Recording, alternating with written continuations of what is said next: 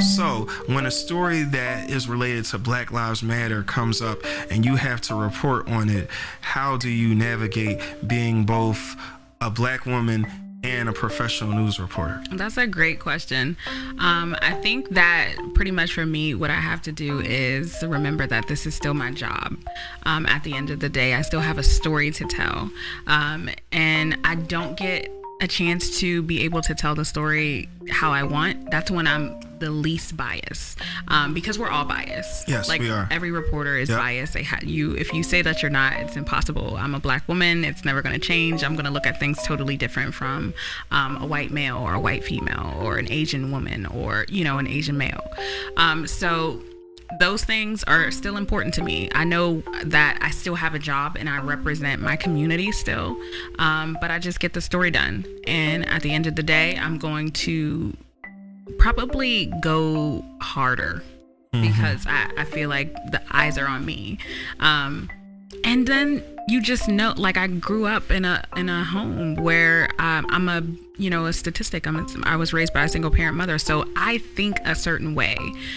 So when you're out at in Cleveland, it's Tamir Rice.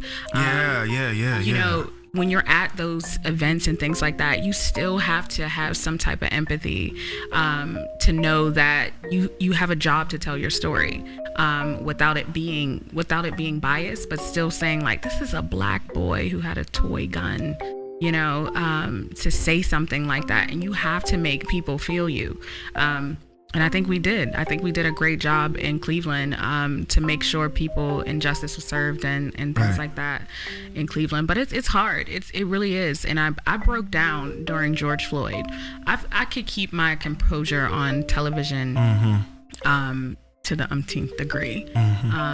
But that situation, it hit different. Right. It really did.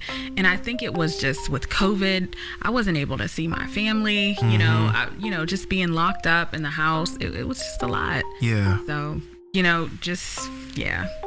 was tough. George Floyd was a tough one. Definitely. Because you saw my emotion. Yeah. And I think with it being so graphic and so much of an execution in front of our very eyes that we most of us would read about, but to see it in real time in this day and age was really, really jarring. And I think that's why for someone like yourself, even though you have a job to do, there are times when the human being that you actually are, because you're not a robot and you have emotions.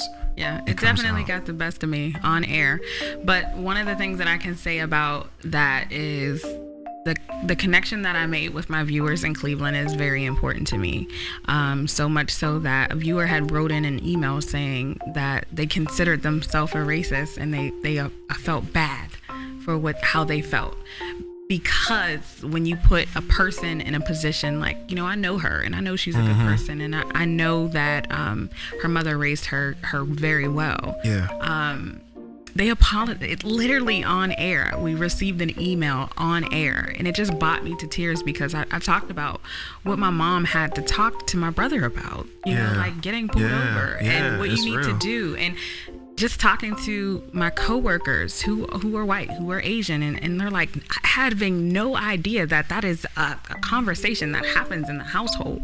Right. So that one just, I will always say that hit different, and it reminded me and it set me up again, like, get ready for the next day, because this is not over. You have a job to do. And I changed that one person's perspective of what he thought about Black people in general. To me, that was amazing. Right. Definitely. Yeah. Definitely.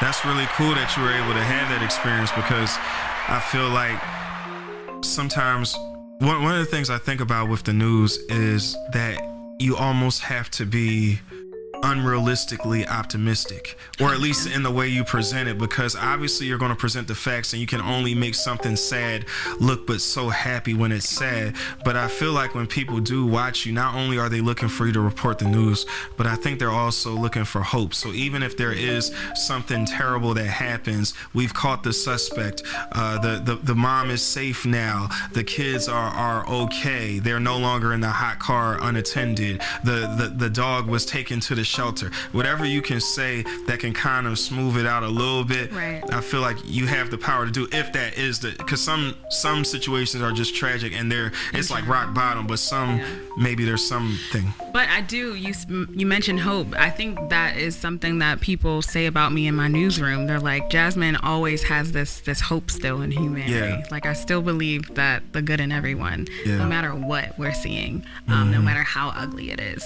Right.